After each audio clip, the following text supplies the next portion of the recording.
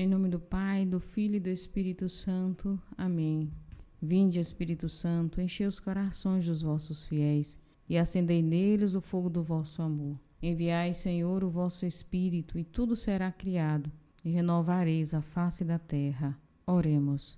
Ó Deus, que instruístes os corações dos vossos fiéis, com a luz do Espírito Santo, fazei que apreciemos retamente todas as coisas, segundo o mesmo Espírito, e gozemos sempre das suas consolações. Por Cristo, Senhor nosso. Amém. Queridos irmãos, o evangelho de hoje está em João capítulo 5, de 1 a 16. Houve uma festa dos judeus e Jesus foi a Jerusalém.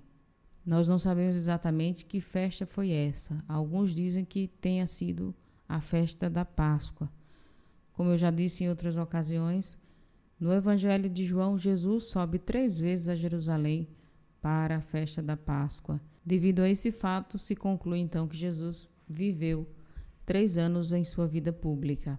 Existe em Jerusalém, perto da Porta das Ovelhas, uma piscina com 5 pórticos, chamada Betesda em hebraico. Um detalhe que alguns exegetas fazem sobre esse texto é exatamente a menção ao Antigo Testamento. Porta das Ovelhas, no lugar do sacrifício. Eram levadas ovelhas para fazerem sacrifícios. Agora Jesus é a nova ovelha, o cordeiro sem mancha que será imolado. 5 pórticos lembra exatamente os 5 rolos que constituíam então a Torá. Betesda, alguns estudiosos também relacionam o nome Betesda a Bet, que é casa da misericórdia.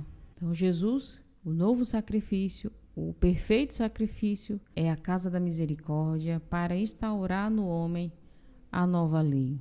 Muitos doentes ficavam ali deitados, cegos, coxos e paralíticos, esperando que a água se movesse. De fato, um anjo descia de vez em quando e movimentava a água da piscina, e o primeiro doente que aí entrasse, depois do borbulhar da água, ficava curado de qualquer doença que tivesse. Aí se encontrava um homem que estava doente havia 38 anos. Um dado interessante desse número. Existe um texto bíblico em Deuteronômio capítulo 2, versículo 14, que relata exatamente que o povo saiu de uma localidade a outra e neste percurso eles levaram 38 anos. Então, uma clara menção ao Antigo Testamento, a caminhada do povo, a paralisia daquele povo nos seus caminhos, não é? Jesus viu o homem deitado e, sabendo que estava doente há tanto tempo, novamente uma menção ao tempo, disse-lhe: queres ficar curado? Bonita a forma como o Senhor sempre aborda, né? Sempre faz uma pergunta. Ele não me impõe, ele sugere, ele pergunta, ele faz a pessoa se autorresponsabilizar pelo seu processo. O doente respondeu: Senhor, não tenho ninguém que me leve à piscina quando a água é agitada. Quando estou chegando, outro entra na minha frente. Essa é a espera por um Salvador, por alguém que tire os outros da paralisia. Era essa a espera de Israel. Jesus disse: levanta-te, pega na tua cama e anda.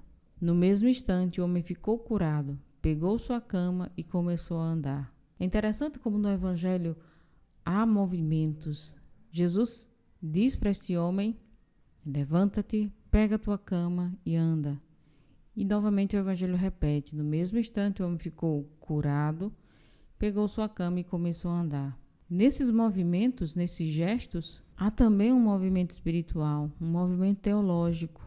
Levantar-se significa na Bíblia ressuscitar, vida nova. Tomar a cama, assumir todo o seu processo, ser autorresponsável e andar. Clara menção ao discipulado. Colocar a vida num caminho, a endireitar suas veredas. Ora, esse dia era um sábado. Por isso os judeus disseram ao homem que tinha sido curado: é sábado, não te é permitido carregar a tua cama. Interessante, né? Os judeus estavam mais preocupados no fato daquele homem estar transgredindo a lei. Não era possível caminhar. Havia um limite de passos, inclusive. Ficam mais atentos a isso do que ao fato dele ter sido curado, porque com certeza aquele homem tinha aspectos de uma pessoa que já estava ali há 38 anos, então não se mudou a aparência dele. Eles deveriam ter reconhecido aquele homem curado, aquele homem que já há muito tempo ficava ali. Mas eles se preocupam mais com a lei do que com a vida. Esse é o grande problema. Ele respondeu-lhes: aquele que me curou disse: pega tua cama e anda. Então lhe perguntaram: quem é esse que te disse: pega tua cama e anda? As várias repetições. E isso é pedagógico no modo de escrever dos antigos. O homem que tinha sido curado não sabia quem fora, pois Jesus se tinha afastado da multidão que se encontrava naquele lugar. Mais tarde, Jesus encontrou o homem no templo e lhe disse: eis que estás curado. Não voltes a pecar, para que não te aconteça coisa pior. Raramente Jesus faz uma correlação entre enfermidade e pecado. Essa mentalidade era presente no modo de pensar dos judeus. Toda enfermidade era consequência do pecado. Jesus não faz essa correlação. No entanto, nesse texto, ele nos diz que, de algum modo, aquela enfermidade possivelmente era uma paralisia muito mais profunda daquele homem. E diz aquele homem: não voltes a pecar. Então o homem saiu e contou aos judeus que tinha sido Jesus quem o havia curado. Por isso os judeus começaram a perseguir Jesus, porque fazia tais coisas em dia de sábado. Quero chamar a atenção a alguns pontos. O primeiro que mais me veio ao coração é exatamente o fato daquele homem ter vivido ali 38 anos, na esperança de uma vez no ano alguém colocá-lo ali naquela piscina.